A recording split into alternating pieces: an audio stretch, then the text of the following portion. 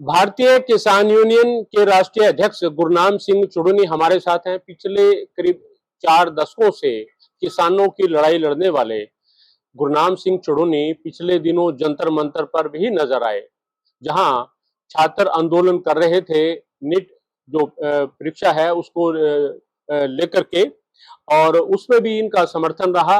ये दिखाई दिए सक्रिय रूप से। बातचीत करेंगे।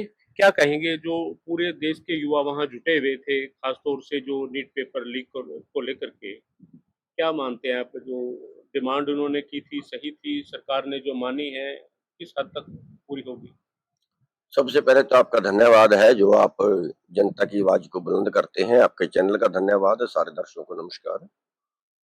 और जहां तक कांग्रेस जनता पार्टी के प्रदर्शन का सवाल है, इस देश के अंदर महाभ्रष्टाचार हो गया और उसी की देन है पेपर लीक। अब पेपर लीक का मतलब है पेपर बेचते हैं। पेपर बेचते हैं कि भी स्टूडेंट कोई भी है उसको उससे सेटल कर ली और उससे इतने पैसे लेंगे, एक। और दूसरा एक और षड्यंत्र इसके पीछे जो मेरे को लगता है, जो नजर आता है मेरे को, कि पेपर लीक करके ये आरएसएस वाले सबको आगे लाना चाहते हैं।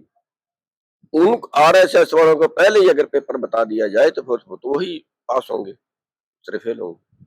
तो ये एक सबसे बड़ा इसके अंदर। ऐसा क्यों मान रहे हैं आप? क्यों? क्योंकि पिछले 2014 के बाद से ज्यादा हुए इसलिए पेपर लीक जो हुए? हाँ, 2014 के बाद जरूरत से ज्यादा हो गए इसलिए।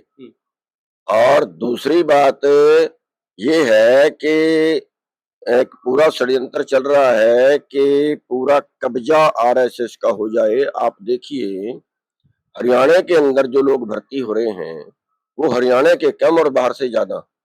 बाहर से कौन आएंगे? जो इनके आदमी होंगे वही आएंगे, वरना तो हरियाणा वालों की भर्ती करेंगे। तो इस तरह से जो है, जो मतलब वो है ये बिल्कुल देश एक गुलामी की तरफ बढ़ रहा है। और उन्होंने जो आंदोलन किया वो बहुत अच्छा किया है। एक नंबर एक बात तो उन्होंने शांतिपूर्वक किया, जो सबसे बड़ी बात है। वरना जैसे बच्चे थे, नई उम्र के थे और कोई तजर्बा आंदोलन का नहीं था, ऐसे में उपद्रव होने की ज्यादा संभावनाएं रहती हैं। लेकिन उन्होंने बहुत अच्छे तरीके से कंट्रोल करके रखा और उसके वो जीते भी। और तो उनकी जो मांग थी कि मंत्री को हटाओ, मंत्री को हटाने से उनका मतलब ये था कि जो सबसे ऊपरला कंट्रोल करने वाला है वो आगे के लिए ध्यान रखे कि आज इसके साथ हो कल मेरे साथ ना हो, क्योंकि कंट्रोल तो उन्होंने ही करना होता है। तो इसलिए उन्होंने ये रखा और वो उसमें जीते भी, उनको बधाई भी है। तो अब क्या मानते हैं, क्योंकि इस सरकार में किसी का आज तक इस्तीफा नहीं हुआ, कितने बड़े भी कोई मसले रहे हों, चाहे किसान आंदोलन रहा हो, उससे पहले भी और कई मसले रहे, किस दबाव में सरकार ने इस्तीफा दिलवाया? नहीं, मेरे ख्याल से तो ये एक जिद होती है जिसको राजहठ बोल देते हैं हम। एक जिद होती है कि हमारे में इस्तीफे नहीं होते। अरे भी क्यों नहीं होते? अगर कोई गलत काम करता है, अगर जनता मांगती है। अब कितना हजूम दिल्ली में था, कितना हजूम बॉम्बे में हो गया, कितना हजूम पुणे में हो गया, सारे देश में आंदोलन शुरू हो गए। अगर ये पहले ही कर देते तो शायद इतना माहौल खराब ना होता और शायद इनके खिलाफ इतने लोग ना होते। और लोग ये कहते कि देखो ये लोकतंत्र की कदर करते हैं और इन्होंने इस्तीफा दिलवाया है तो ये अच्छी सरकार है, इनकी शाबाश जाती है। अब मजबूरी में दिया है, अब वो बात, अब लोग कहेंगे देखो झुका दिए, अब ये बात जाएगी। तो जो मेन डिमांड थी इस्तीफे की, इसके साथ साथ और भी कई मांगे थी उनकी जो बैठे थे धरने पे? उनके साथ उनकी दो मांगे और थी कि जो शहीद हुए हैं बच्चे, जिन्होंने सुसाइड कर लिया है, 22 बच्चे हैं, 22 परिवार उजड़ गए हैं, उनको 1 करोड़ रुपया मुआवजा उनको दें। और जो मुकदमे हैं वो मुकदमे बिना शर्त सारे वापस होने चाहिए। अब लगातार सोशल मीडिया पे खबरें आ रही हैं कि जो छात्र वहां पर मौजूद थे, जिन्होंने भाषण दिया, जो जिनकी आइडेंटिफिकेशन है, उनको अरेस्ट किया जा रहा है, उन पर कार्रवाई हो रही है। तो कोई इस तरह का पार्ट 2 भी आंदोलन करने की तैयारी? नहीं, वो ये कह रहे हैं कि जो छात्र नहीं थे या छात्र भी थे और उन्होंने कोई ऐसा काम किया जिससे मुकदमा बनता हो। जैसे वो कह रहे हैं जिन्होंने मोदी के खिलाफ नारे लगाए हों, अपशब्द बोले हों, या कोई तोड़फोड़ की हो, या कुछ ऐसा हो। हालांकि तोड़फोड़ तो किसी ने वहां नहीं की है, नारे जरूर किसी ने गलत लगा दिए होंगे, बच्चे हैं। तो उन पे उनकी पहचान कर रहे हैं, उन पे मुकदमा चलाएंगे, उनको सबक सिखाएंगे। लेकिन हमारा कहना ये है कि लोग वहां इकट्ठे तब हुए जब आपने गलती की, एक चीज। दूसरी चीज, उनकी मदद में जा रहे हैं लोग, तो ये एक धर्म बनता है इंसान का, अगर किसी पे अन्याय हो रहा है तो उस अन्याय के विरुद्ध सबको बोलना चाहिए। ये इंसानी धर्म है, चुप रहना पाप है।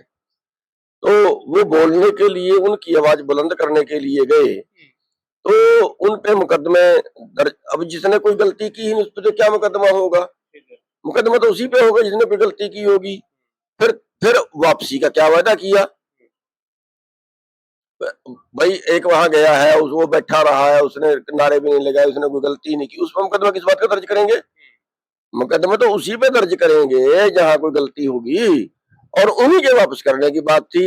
अब ये बात को उसकी चक्री काट रहे हैं, तो वो नहीं काटनी चाहिए। इससे क्या होता है, इससे फिर लंबे टाइम में नुकसान होता है।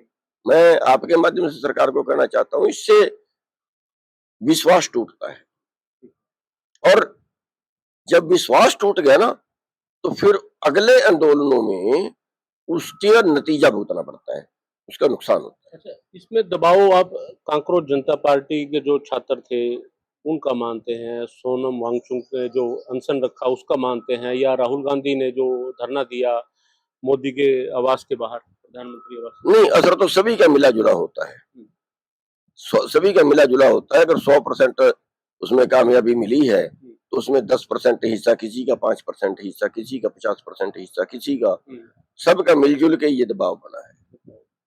तो गुरनाम चुड़ूनी की क्या भूमिका रही इस पूरे आंदोलन में, क्योंकि आप भी वहां पर? नहीं, हमारी तो कोई ज्यादा भूमिका नहीं रही, हमने तो उनको समर्थन किया था। 2 बार पहले मैं जाके आया था, एक हौसला बढ़ाने के लिए कह लीजिए। तो थोड़ा प्रदर्शन यहाँ भी 2-3 जिलों में हमारे लोगों ने किया है, और उस दिन मैं फिर 2 दिन के लिए सांकेतिक अनशन पे वहां पे गया था, 24 तारीख को, और 25 तारीख को मैंने बैठा था, 25 को तो फैसला ही फिर हो गया। तो हमने तो उनको एक नाम मात्र से सपोर्ट किया। हमसे जुड़े रहने के लिए हमारे YouTube चैनल को सब्सक्राइब करें और नई वीडियो की नोटिफिकेशन के लिए बेल आइकॉन को दबाएं। अगर आप ये वीडियो Facebook पर देख रहे हैं तो लाइक जरूर करें और ज्यादा से ज्यादा शेयर करें। धन्यवाद।